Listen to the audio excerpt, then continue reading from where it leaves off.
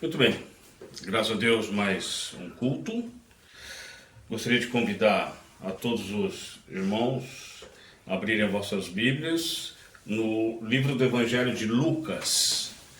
Vamos utilizar como texto base o capítulo 16, os versículos 19 ao 31. Convido a você que nos acompanha pelo canal Família Batista Prudente a nos acompanhar também com a sua Bíblia. Lucas 16, capítulo 16, versículos 19 ao 31. Amém? Diz assim a palavra do Senhor. Ora, havia um homem rico e vestia-se de púrpura e de linho finíssimo e vivia todos os dias regaladamente e esplendidamente. Havia também um certo mendigo, chamado Lázaro, que jazia cheio de chagas à porta daquele, e desejava alimentar-se com as migalhas que caíam da mesa do rico, e os próprios cães vinham lamber-lhes as chagas. E aconteceu que o mendigo morreu, e foi levado pelos anjos para o seio de Abraão. E morreu também o rico, e foi sepultado. No inferno, ergueu os olhos, estando em tormentos, e viu ao longe Abraão e Lázaro ao seu seio. E clamando disse: Pai Abraão, tem misericórdia de mim, e manda Lázaro que molhe na água a ponta do seu dedo, e me refresque a língua, porque estou atormentado nesta chama. Disse, porém, Abraão: Filho, lembra-te de que recebeste os teus bens em tua vida, e Lázaro somente males. E agora este é consolado, e tu atormentado. E além de tudo isso, está posto um grande abismo entre nós e vós, de sorte que os que quisessem passar daqui para vós não poderiam, nem tampouco os de lá passar para cá. E disse ele: Rogo-te, pois, ó Pai, que o mandes à casa de meu pai, pois tenho 5 irmãos, para que lhes dê testemunho, a fim de que não venha também para este lugar de tormento. Disse-lhe Abraão: Tem Moisés e os profetas, ouça-nos. E disse ele: Não, pai Abraão, mas se algum dentre os mortos fosse ter com eles, arrepender-se-iam. Porém, ele lhe disse: Se não ouvem a Moisés e aos profetas, tampouco serão persuadidos, ainda que algum dos mortos ressuscite.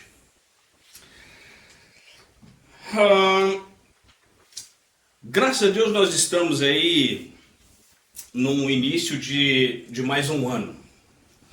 E quantos de nós aí, entre o período dos dias que se aproximam o final de um ano e os dias que se inicia o ano seguinte,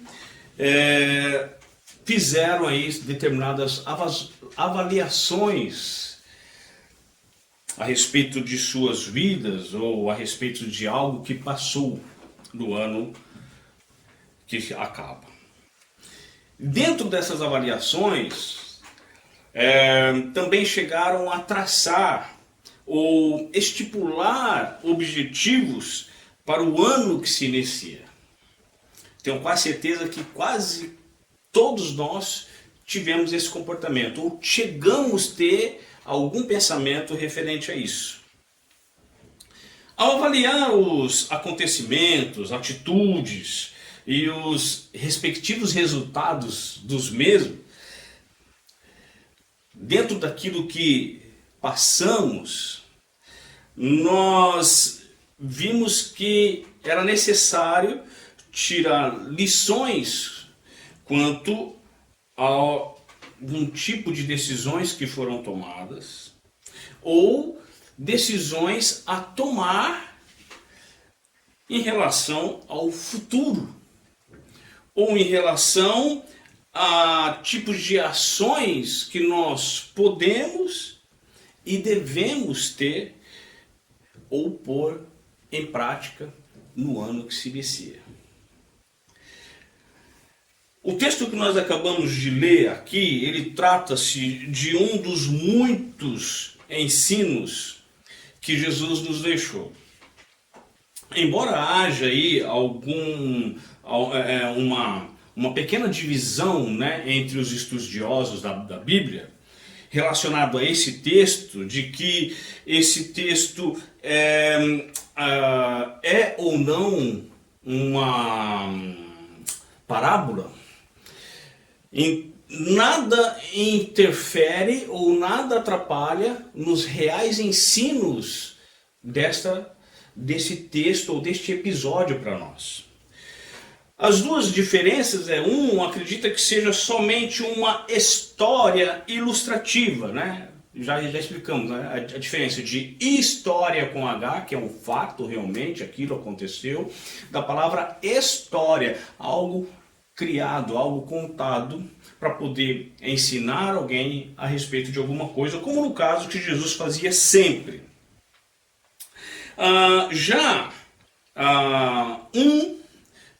Como disse, defende como sendo uma história ilustrativa. Já outros, né, o outro grupo de estudiosos bíblicos, chegam a dizer que realmente esse episódio aconteceu. Pois é a única, entre aspas, parábola em que Cristo cita ou declara o nome de um dos personagens envolvidos nessa trama da história. Então isso leva a crer que isso realmente aconteceu. Mas se isso realmente é um fato real ou não, o que nós podemos aprender e compreender sobre as doutrinas bíblicas e da vida cristã em prática nesse texto é algo maravilhoso e nós vamos ver nessa noite. Quanto às avaliações que eu citei no começo, este texto de Lucas, talvez alguém pode estar perguntando, mas o que tem a ver, né, a respeito de fazer avaliações e tomar decisões, o que tem a ver com esse texto? Pois bem, o que tem a ver? Os ensinos referentes a essa questão, nós vamos poder ver hoje e vamos poder aprender como nós devemos encarar o que se passou, analisar o que fizemos ou o que estamos fazendo e pela direção divina tomar as direções corretas. Então hoje eu faço um convite para podermos ver um pouco sobre as doutrinas bíblicas, doutrinas de Cristo, doutrina de Deus e a vida cristã prática, onde eu gostaria de estar pensando com vocês sobre o seguinte título: Tarde demais. Amém? Vamos orar? Santíssimo Deus e amado Pai, graças te damos, Senhor, mais uma vez por estarmos reunidos na Tua casa para aprender a Tua palavra. Peço ao Pai, em nome de Jesus, que o Senhor esteja santificando, ó Pai, a minha pessoa, me usando, ó Pai, nessa noite para que eu pregue a Tua palavra como ela realmente é. Que eu não venha defender filosofias humanas, nem ideias minhas, mas que o Teu Espírito Santo de Deus venha a me usar na transmissão da Tua verdade. Se com todos, ó Pai, que estarão acompanhando, estão ouvindo essa mensagem, abre, toca o coração, Senhor, age, Senhor, segundo a Tua santa vontade. Em nome de Jesus, amém. Muito bem, então vamos lá. Primeiro ponto, o contexto e a história. Vamos analisar aqui um pouco a respeito disso, sobre o contexto e a história. Ainda em Lucas, vamos ali um pouco mais para trás, no capítulo 15, onde tudo começou. 15, versículo 1 ao 4. Jesus ele não está falando ele não começou a falar a respeito de rico e do Lázaro à toa. Algo veio antes disso. Então nós vamos entrar um pouco no contexto para poder entender aí o que se passa.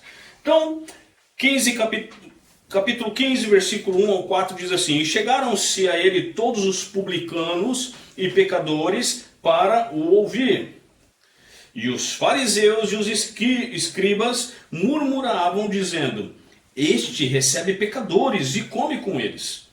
E ele lhes propôs uma parábola, dizendo: Que homem dentre vós, tendo 100 ovelhas e perdendo uma delas, não deixa no deserto as 99 e vai após a perdida até que venha achá-la? Então, Jesus, ele está num determinado lugar e chega até ele é rodeado por pessoas comuns. Pessoas como eu, como você, como cada um de nós. No entanto, é citado aqui, pelo escritor do Evangelho de Lucas, a condição daquelas pessoas. Eram pessoas pecadoras. Eram perdidos. Estavam sem salvação. E também é citado aqui no texto a condição daqueles que se achavam os bons. Aqueles que se achavam os melhores. No caso eram os escribas e os fariseus. Mas ele está ali junto com os pecadores, publicanos, pessoas que roubam o povo, pessoas que desprezíveis. Onde já se viu? Então Jesus começa a falar em parábola. E a primeira palavra que ele vai falar é a respeito da ovelha perdida. Depois dele falar sobre a parábola da ovelha perdida, ele cita outra parábola, versículo 11 e 12. Olha aí, no mesmo capítulo. E disse: Um certo homem tinha 2 filhos, e o mais moço deles disse ao seu pai: Pai, dá-me a parte dos bens que me pertence. E ele repartiu por eles a fazenda. Então Jesus continua ali citando parábolas. Todas aquelas pessoas ouvindo ele falando. Os escribas, os fariseus, os que se achavam os bambambam, os santinhos e os pecadores. E ele cita uma outra parábola. Primeiro ele fala da ovelha perdida. Depois ele fala sobre o filho que chega para o pai: Pai, olha, me dá a minha herança aí que eu estou saindo fora, vou viver minha vida. E assim Jesus segue e conta a parábola. Depois, capítulo 16, versículo 1.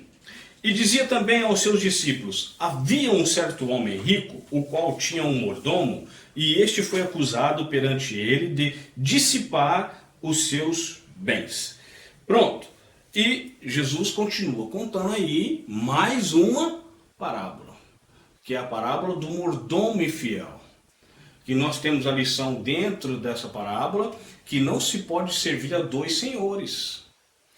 Depois, Jesus entra, então, aqui no versículo 19 e 20, no nosso texto. Ora, havia um homem rico e vestia-se de púrpura e de linho finíssimo e vivia todos os dias regalada e esplendidamente. Havia também um certo mendigo chamado Lázaro, que jazia cheio de chagas à porta daquele. A narração de Jesus Cristo do episódio ela está encaixada em um contexto, e é isso que a gente tem que entender, num contexto de parábolas, com ensinos quanto à doutrina da salvação e a atenção incorreta e pecaminosa às possessões e os bens materiais. E também de advertência aos escribas e fariseus, ou seja, as pessoas que estão ou são responsáveis pelo povo de Deus. Justamente com relação à forma deles tratar os perdidos e olharem a si mesmos. Então, nós temos aí um contexto. Por que Jesus falou sobre o rico e Lázaro? Então, nós temos aí já o contexto. O que está acontecendo nesse meio para Jesus chegar nessa história do rico e de Lázaro. Segundo, nós podemos ver aqui, conhecer um pouco aí as características dos personagens do nosso texto. Nós temos aí 5 personagens. Então vamos lá ver. Primeiro personagem, o rico. Lucas 16, versículo 19. Ora, havia um homem rico e vestia-se de púrpura e de linho finíssimo e vivia todos os dias regalada e esplendidamente. A roupa púrpura e o linho finíssimo mostra o tamanho do poder da riqueza deste homem. E o versículo praticamente já fala, havia um homem rico, já está falando, ele era rico. Aí ele fala sobre detalhes, a sua roupa era púrpura e era de linho finíssimo. E ele tinha uma vida, aí no final do versículo, uma vida de ostentação e egoísmo. Segundo personagem, Lázaro. Lucas aí 16, versículo 20 e 21. Havia também um certo mendigo chamado Lázaro que jazia cheio de chagas à porta daquele e desejava alimentar-se com as migalhas que caíam da mesa do rico, e os próprios cães vinham lamber-lhe as chagas. Lázaro, então nós temos a característica deles aí bem citada. Um homem comum, pobre e doente. Visto talvez pela sociedade, alguém desprezível, alguém sem salvação, alguém que não tinha mais jeito. No entanto, não se vê nele, não se vê nas passagens aqui dele, um comportamento de rebeldia quanto à sua situação. Não se vê um comportamento de criminalidade. Ele vivia à porta, ou passava à porta, ou estava sempre à porta, ou no portão da casa do rico. Ele não entrava na casa do rico e falava assim, eu não aceito que esse cara é rico, que ele tem mais, como pode isso? Eu vou entrar e eu vou roubar as coisas dele, porque eu sou pobre e eu tenho que invadir, eu tenho que fazer. Não se vê esse comportamento no Lázaro. Ele era uma pessoa que se contentava com pouco. Por quê? Nós vemos aí, ele desejava alimentar-se com as migalhas que caíam da mesa do rico. Ele via que o pouco que caía da mesa, o resto da comida do rico, para ele já era o suficiente. Vamos lá. Terceiro personagem do texto, os anjos. Lucas 16, 22. E aconteceu que o mendigo morreu e foi levado pelos anjos para o seio de Abraão. Vamos parar por aí. O papel dos anjos aqui, o papel deles aqui é por ordem do seu Senhor. Quem que é o Senhor dos anjos? É o nosso Deus Todo-Poderoso.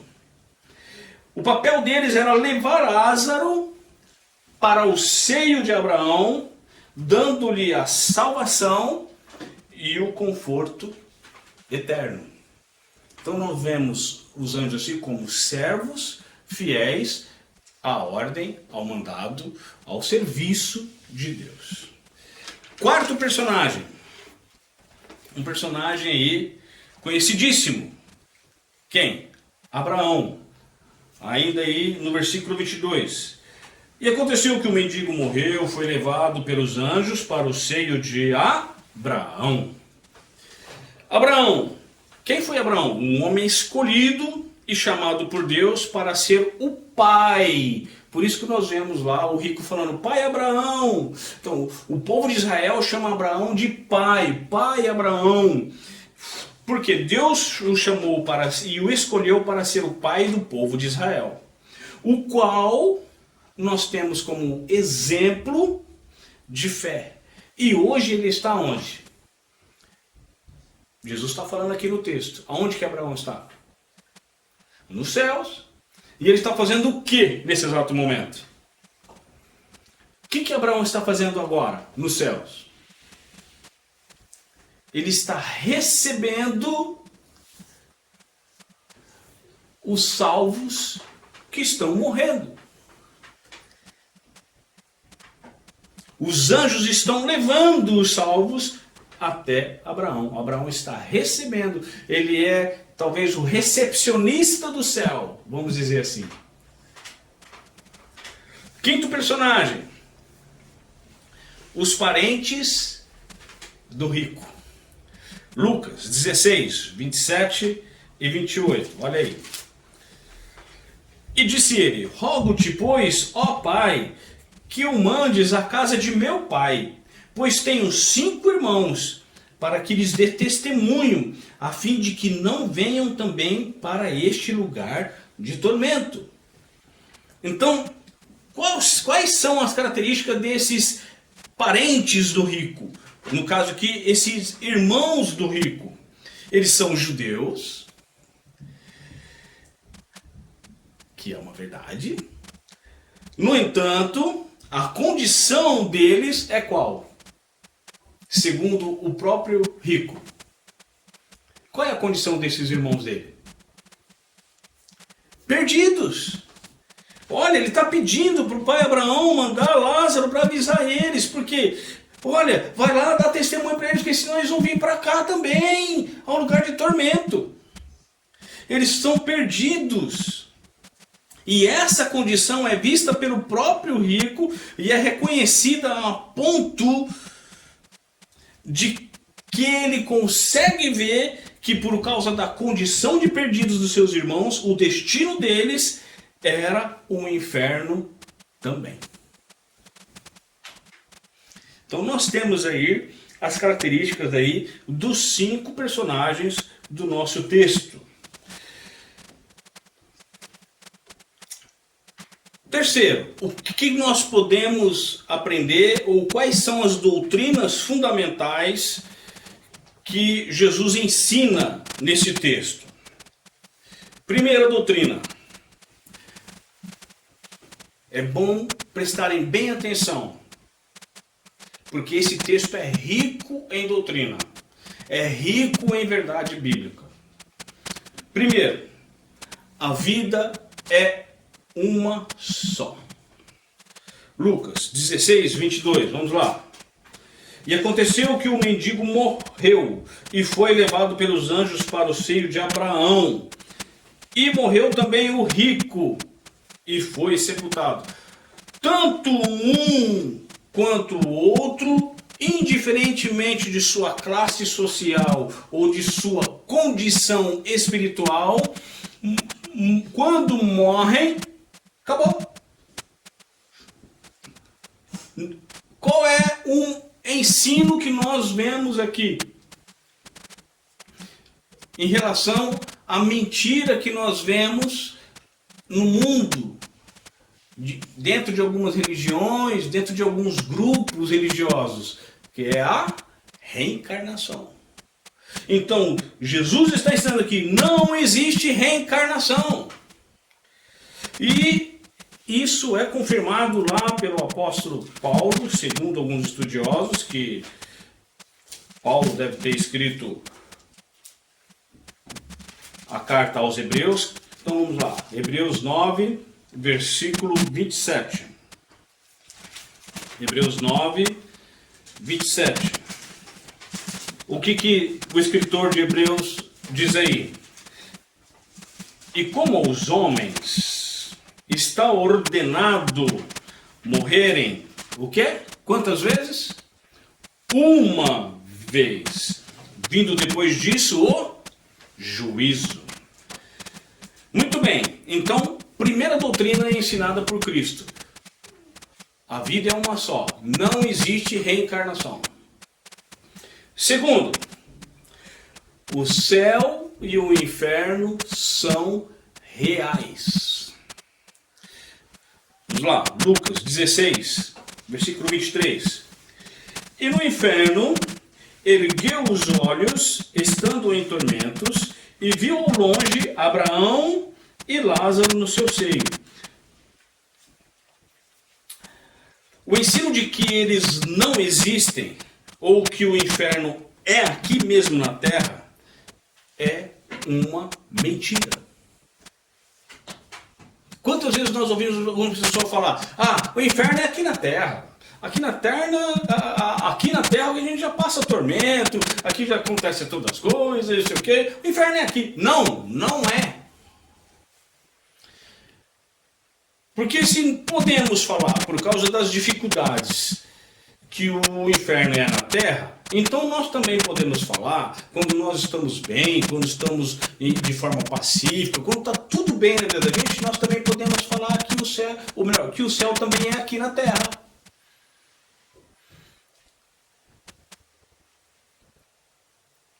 O céu e o inferno são reais. Terceiro ensino de Cristo.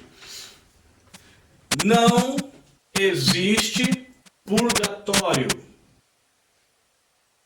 Isso é uma doutrina erradíssima. É uma heresia sem tamanho. Onde nós podemos ver isso? Vamos aí ainda no nosso texto. Capítulo 16, versículo 22 e 23. E aconteceu que o mendigo morreu e foi levado pelos anjos para o seio de Abraão. E morreu também o rico e foi sepultado. E no inferno ergueu os olhos, estando em tormentos, e viu ao longe Abraão e Lázaro no seu seio. Um morreu e foi levado diretamente pelos anjos, fechou o olho aqui e já foi levado para o céu. O outro morreu, foi sepultado aqui e já foi direto para onde? Para o inferno. Nenhum dos dois foi para o purgatório. Ninguém foi lá para poder se purificar. Quarto ensino. Não existe alma penada. E muito menos os que morrem podem aparecer novamente na terra. Uma pessoa que morreu, ela não pode aparecer de novo. O fulano morreu, mas apareceu de novo. A fulana foi decretada como santa ou como milagreiro, um santo, porque apareceu lá. Lucas 16, 31. Vamos lá. Versículo 31. Porém, ele lhe disse, se não ouvem a Moisés e os profetas, Abraão está falando aqui para o rico, olha, se os seus irmãos, se os seus amigos não conseguem ouvir o que está escrito na palavra de Deus, que até então os judeus tinham a palavra de Deus, que era o quê? Era Moisés e os profetas. O que era Moisés? O Pentateuco, a lei, a Torá e os profetas, os livros proféticos. Então, se os seus irmãos não compreendem, não ouvem a voz de Deus por meio das Escrituras, muito menos vão ouvir se por um acaso algum dos mortos pudesse aparecer. Então Jesus já está falando, não pode, ninguém aparece. Morreu, acabou. Ou você é salvo, crente em Cristo e vai para o céu, ou então vai para o inferno. Não existe outro meio. Não tem como você reaparecer de novo ou aparecer para alguém. E uma vez morto, não tem como vir alertar alguém sobre sua vida ou sobre o seu destino futuro. A pessoa morreu, foi para o céu, não tem como ela voltar e alertar os seus amigos, seus parentes. Eu vou lá alertar para falar que o céu é bonito. Quantas vezes a gente vê aparecendo aí na internet pessoas dizendo que foi para o céu e viu que o céu é maravilhoso, outro foi para o inferno não sei quantas vezes, e sei o quê. Heresia. Ladainha. 5 ensino de Jesus. Ou melhor, 5º ensino de Jesus. A salvação vem de Deus. Lucas 16, 22, olha aí. E aconteceu que o mendigo morreu e foi levado pelos anjos para o seio de Abraão. Os anjos aqui são, antes de mais nada, o que os anjos são? Os anjos são criaturas. O quê? celestiais. Celestiais. E eles são comandados por quem? Por Deus. A serviço de quem? De Deus. Eles foram ordenados por Deus para a salvação de Lázaro. Deus, quando Lázaro morreu, Deus falou assim, ó, vai lá, pega o Lázaro e traz Lázaro aqui para o céu. Os dois, Rico e Lázaro, eram homens e por natureza pecadores. No entanto, Deus usou de misericórdia e salvou Lázaro. Nós podemos ver aqui, Salmo, olha lá, segura aí, deixa sua Bíblia marcada em Lucas 16 e vamos lá no livro de Salmo. Vamos lá, Salmo 3. Olha só o que a Bíblia diz, Salmo 3. Salmo 3, versículo 8, diz o quê? A salvação vem de quem? A salvação é do homem? Depende do homem? Não. É o homem que decide a salvação? Não. A salvação vem do Senhor. Sexto ensino doutrinário de Jesus. Há diferença na condição dos habitantes no céu e no inferno. Existe uma diferença na condição entre aqueles que habitam no céu e aqueles que habitam no inferno. Prestem bem atenção. Prestem bem atenção. Lucas 16, versículo 23. E no inferno, quem é que foi para o inferno? O rico. Disse, ele ergueu os olhos estando em tormentos, olha só, e no inferno ergueu os olhos estando em tormentos e viu de longe Abraão e Lázaro no seu seio. Olha só a diferença. O rico no inferno em tormentos. No céu, Lázaro no seio de Abraão, como uma criança que você encosta no seu peito, ou encosta no seu ombro, ou um marido e a esposa que se abraçam e um encosta o outro no peito, ou um amigo que está consolando o outro. Estão vendo a diferença? Preste atenção. Não há tristeza no céu. Não há tristeza no céu. Não tem como se lembrar da terra. Muito menos dos que estão na terra. Porque se nós lembrássemos dos que estão na terra, se alguém que foi para o céu se lembrasse dos que estão na terra, ele iria se entristecer. Ele iria sofrer. Ele iria chorar.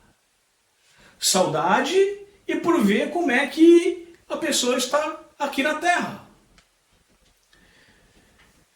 O que a Bíblia diz de como vai ser o céu? Segura aí Lucas, Apocalipse. Vamos lá, 21. Apocalipse 21. Versículo 3 e 4. E ouvi uma grande voz do céu, Apocalipse 21, versículo 3 e 4. E ouvi uma grande voz do céu, que dizia, eis aqui o tabernáculo de Deus está com os homens, pois com eles habitará, e eles serão o seu povo, e o mesmo Deus estará com eles, e será o seu Deus. E Deus fará o quê? Limpará de seus olhos toda lágrima. Então no céu não vai ter choro, não vai ter sofrimento. E não haverá mais morte, nem pranto, nem clamor, nem dor, porque já as primeiras coisas são passadas. Diferentemente é da condição de quem vai para o inferno. Onde há o quê? Tormento. Onde há calor escaldante. É um lugar onde não tem como se refrescar. Não tem como se refrescar. Lucas 16, 24, fala isso, olha lá. Lucas 16, 24. E clamando disse: Pai Abraão, tem misericórdia de mim, e manda Lázaro que molhe na água a ponta do seu dedo e me refresque a língua, porque estou atormentado nessa chama. Versículo 26. E além de tudo isso, Abraão está respondendo: e além de tudo isso está posto um grande abismo entre nós e vós, de sorte que os que quisessem passar daqui para vós não poderiam, nem tampouco os de lá passar para cá. Um terror, um pavor, por causa desse tormento e também por se lembrar da terra. Os que estão no inferno se lembram da terra, se lembram dos seus e das pessoas com quem eles conviviam, que estão na terra, e têm a ciência da condição espiritual daqueles que ainda estão vivos na terra. Lucas 16, 27 e 28. E disse: rogo-te, pois, ó Pai, que mandes a casa de meu pai. Então ele está lembrando do pai dele. Ele se lembra que ele tem um pai. E que lá ele tem irmãos. Olha o versículo 28. Pois tenho 5 irmãos, para que lhes dê testemunho, a fim de que não venham também para este lugar de tormento. Ele tem ciência, ele se lembra e ele sabe que a condição de seus irmãos é de pecador, é de perdição.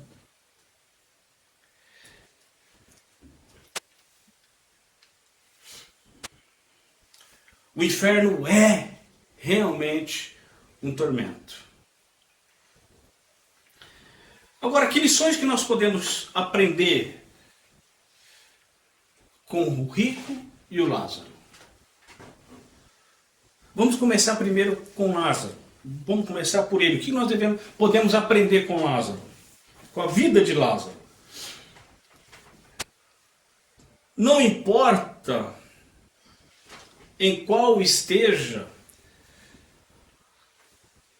a situação da nossa vida, nós devemos nos contentar com o que temos e nos manter firmes, mesmo diante das dificuldades. O apóstolo Paulo, na primeira carta a Timóteo, segura aí Lucas, na primeira carta de Paulo a Timóteo, capítulo 6, versículo 8, olha o que ele diz lá. 1 Timóteo, capítulo 6, versículo 8.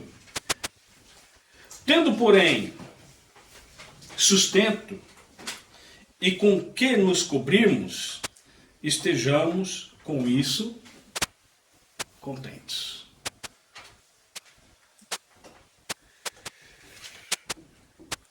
Essa é a lição que nós podemos aprender com Lázaro. E com o rico, irmão Fábio? Com o rico nós podemos aprender 3 coisas. Primeiro,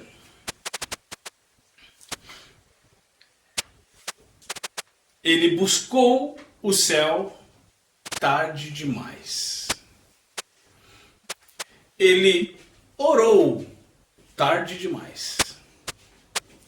O dia a dia, nossos afazeres, nossas preocupações, as nossas necessidades, nossas vontades, nossas diversões, nosso entretenimento, TV, internet, rede social, novela, filmes, né? Facebook, Instagram, essas coisas todas. Agora! Nós estamos pensando nessas coisas agora. Meu passeio, agora!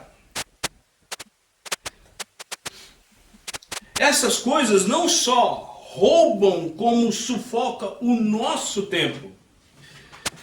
Quantas vezes eu me vejo nessa situação? Quantas vezes eu dou mais atenção para essas coisas, ou coisas como essa, e esqueço das outras que são mais necessárias, que são mais importantes. Essas coisas, além de roubar o nosso tempo, também nós fazemos com que vamos nos deixando levar por elas a ponto de deixar as coisas espirituais para depois. Depois eu leio a Bíblia. Depois eu oro. Depois eu ouço um hino ou ouço uma mensagem, uma pregação. Depois eu busco a presença de Deus. Isaías 55:6 diz o quê? Vamos dar uma olhada lá. Isaías 55, versículo 6.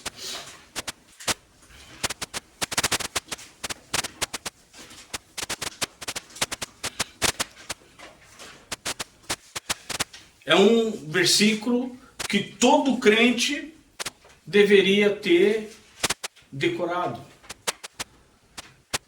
Todo crente deveria decorar esse versículo. Isaías 55, versículo 6.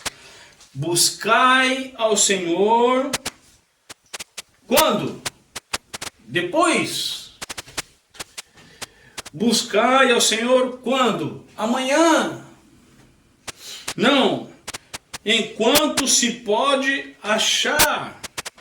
Por quê? Deus vai se esconder de nós? Não.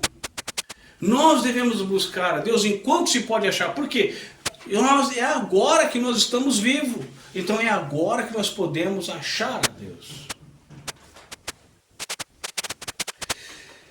Invocai-o enquanto está perto. Segunda lição que nós aprendemos com o rico. Ele reconheceu o valor tarde demais. Enquanto estava na terra, o rico ele não via valor algum em Lázaro. Era um homem desprezível para ele. Para um homem rico, Lázaro era um Zé Ninguém. Não servia para nada. Quantas vezes nós damos valor às pessoas tarde demais? Um funcionário, um relacionamento de namoro, um amigo que se vai, o marido, a esposa, o pai, a mãe que vem a falecer e que só vamos dar o devido valor tarde demais, quando nós os perdemos. Quantas vezes vamos dormir brigados, né? Os casais, os filhos, os pais, o patrão com o empregado e vice-versa, os colegas, os amigos, e querendo deixar que as coisas se resolvam depois.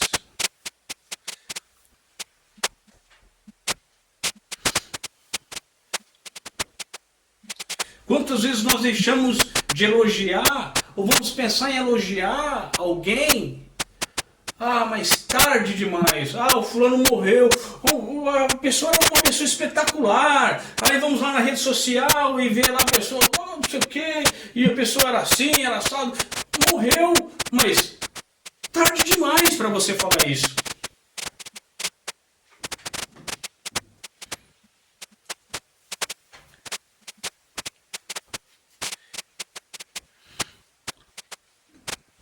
Numa determinada ocasião, um amigo virou para mim e disse: rapaz, você não vai fazer uma homenagem para sua mãe no Dia das Mães? Eu respondi assim: a minha mãe não precisa ser homenageada. Ela já morreu. A homenagem que eu deveria ter feito para ela era em vida, era enquanto ela estava viva, não agora ela morta. Qualquer coisa que eu fizer dizendo que é para minha mãe, agora é tarde demais.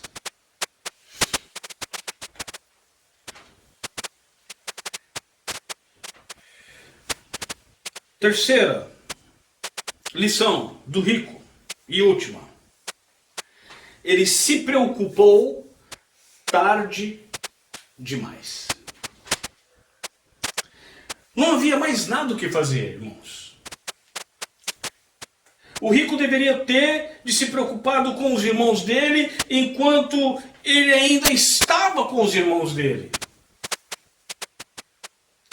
Muitas vezes nós estamos tão ocupados com as nossas coisas e com o nosso ou com o aproveitamento das nossas coisas e da nossa vida particular que nós não nos preocupamos com quem é mais próximo de nós. Quantas vezes nós, maridos, eu como marido, não me preocupo com a minha esposa quando eu tenho que me preocupar?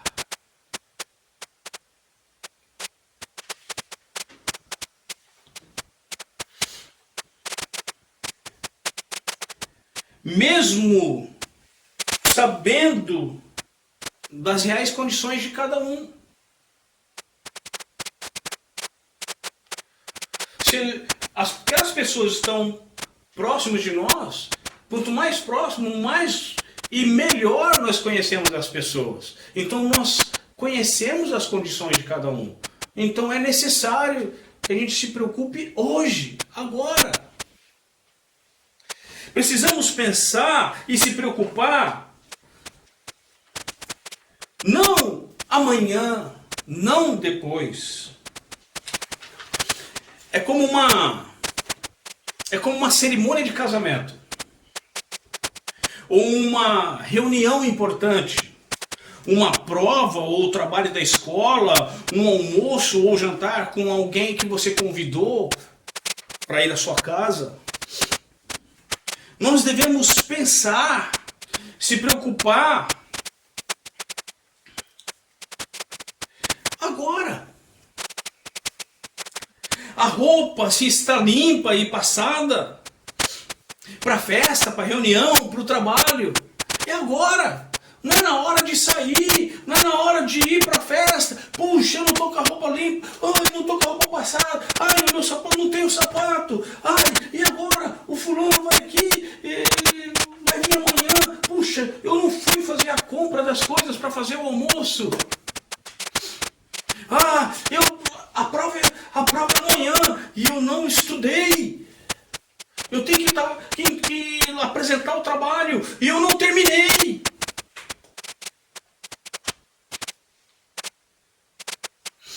Tarde demais.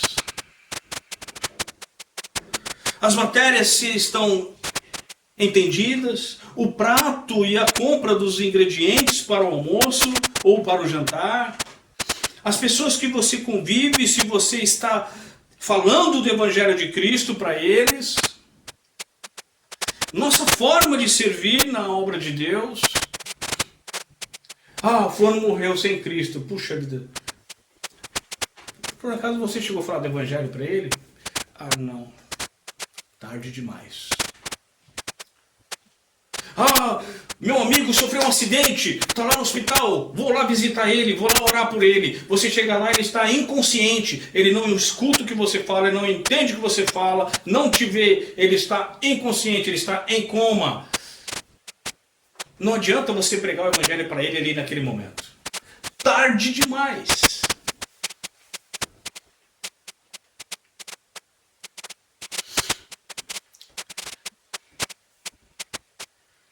Ah, a igreja não cresce, a igreja não tem pessoas, não vem novas pessoas aqui para a igreja, não tem visitante.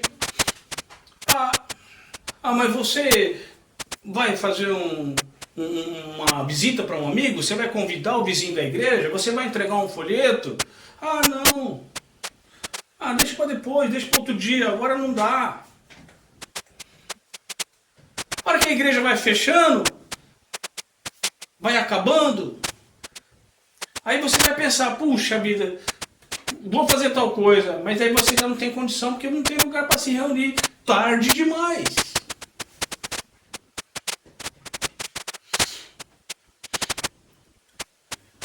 Precisamos urgentemente pensar nessas três coisas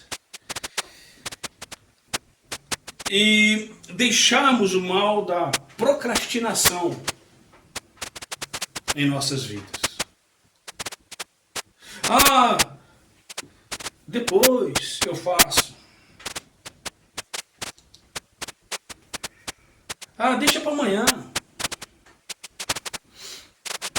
Ah, deixa quando eu for sair. Aí eu vejo a roupa. Ah, eu vejo a tarefa. A comida. A vida. Depois eu leio a Bíblia. Depois eu oro. Depois pode ser tarde demais.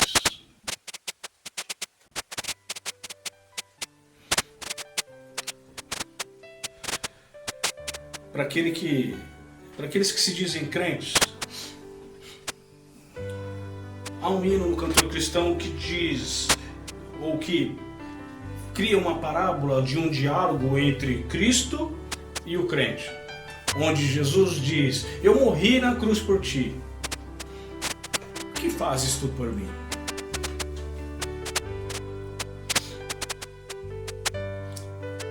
E para você que ainda não tem Cristo, arrependa-se hoje.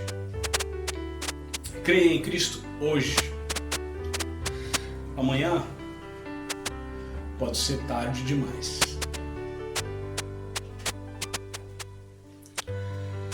Amém? Que Deus nos abençoe e tenha misericórdia de nós. Vamos orar? Santíssimo Deus,